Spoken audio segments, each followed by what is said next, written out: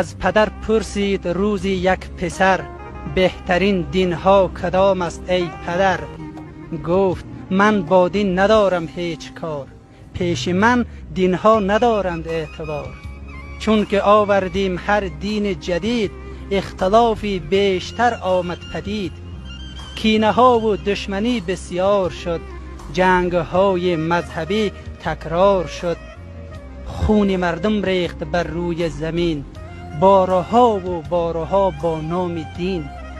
نه مسلمانم نه ترسا نه جهود، سر به حکم عقل می آرم فرو. عقل می گوید که عیشی بیکران هست در همزیستی با دیگران.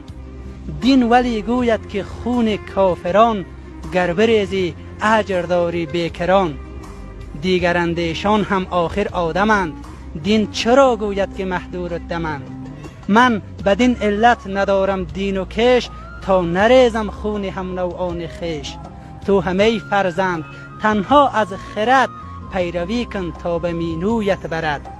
با تمام مردم روی زمین دوستی کن، بهترین دین است این.